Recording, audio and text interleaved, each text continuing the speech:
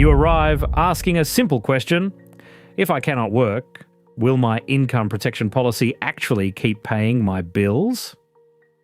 The honest answer is more complicated than the brochures suggest, and today we put the standard policy against the higher cap premium policy to see which one really protects your pay. The central number you have to understand is 70%, because according to Finder and TAL, most Australian income protection policies replace only up to 70% of your pre-tax income, not the whole thing. For a worker on $90,000 a year, that leaves a gap of roughly $27,000 before tax, or about $2,250 every month you must fund yourself.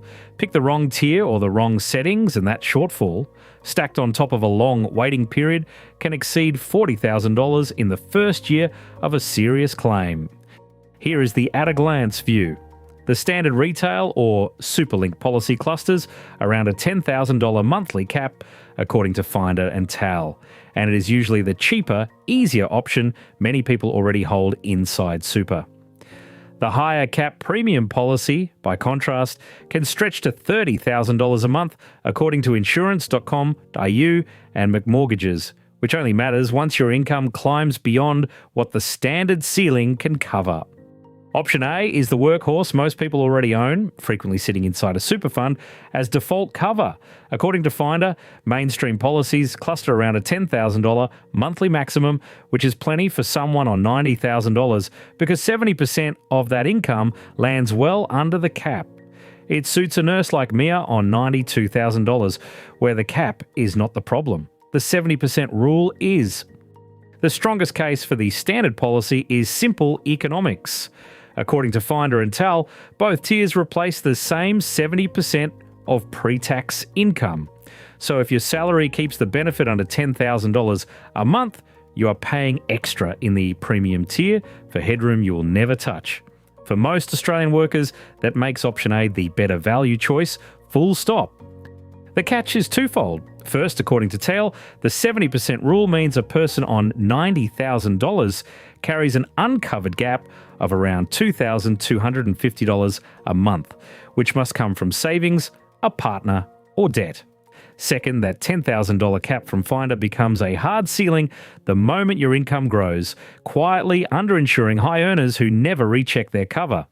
Option B is the premium tier, designed for people the standard cap leaves behind. According to insurance.com.au and McMortgages, these products can pay up to $30,000 a month, which only becomes relevant once 70% of your income exceeds the standard $10,000 ceiling. For a surgeon, executive, or business owner, that extra capacity is the difference between real protection and a token benefit. The premium policy's biggest strength is that it removes the artificial ceiling.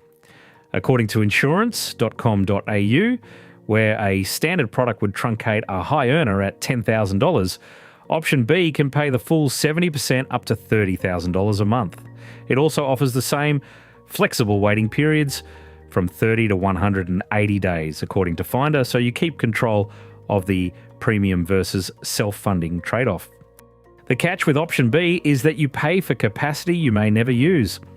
According to McMortgages, the higher cap only earns its keep once 70% of your income clears the standard $10,000 limit. Below that, you are simply paying more for the same effective benefit, and crucially, the 70% replacement rule still applies. So even this tier does not give you 100% of your pay. Round 1 on the core numbers. Both tiers replace the same 70% of pre-tax income, according to TAL, so the criterion is a tie. The premium policy wins on benefit cap, reaching $30,000 versus $10,000 according to insurance.com.au, while the standard policy wins on premium cost. Waiting periods of 30 to 180 days are available on both according to Finder, so that round is even. Round 2 on the softer factors. Benefit periods run from 2 years to lifetime on both tiers, according to Finder and TAL, so that is a tie. The standard policy wins on ease of access because it often sits inside Super as default cover, while the premium policy clearly wins for high earners whose income outgrows the standard $10,000 cap, according to insurance.com.au. Tally up the rounds. The standard policy took cost and ease of access. The premium policy took the benefit cap and high earner suitability. And several criteria, including the 70% replacement and the 30 to 180 day waiting range, were ties. It is genuinely close, which is why the deciding factor comes down to one number about you, not the policy. Here is the single number that settles it for most people. Take 70% of your gross income and divide by 12. According to Finder, if that figure sits comfortably under $10,000 a month, the standard policy covers you for less money. If it pushes past $10,000, the standard cap truncates your benefit, and the premium tier, paying up to $30,000 according to insurance.com.au, becomes the only one that protects your real income. So who wins? It depends, and here is the clear rule. If 70% of your income lands under $10,000 a month, the standard retail or super policy wins because you get the same 70% replacement for a lower premium, according to Finder and TAL. If 70% of your income exceeds $10,000 a month, the premium policy wins because only it can pay your full benefit, up to $30,000, according to insurance.com.au. For someone like Mia on $92,000, the standard policy is correct on capacity, but she should still close the 70% gap with an emergency fund and choose her waiting period deliberately, since a 180-day wait can force her to self-fund up to 6 months of expenses, according to Finder. Make it concrete. Choose the standard policy if 70% of your income stays under $10,000 a month and you want the lowest premium for the same cover. Choose the premium policy if 70% of your income exceeds that $10,000 mark, or if your income is climbing fast and the cap would soon bite. Either way, run your numbers through the Money Smart Insurance calculators with your actual payslip before you commit.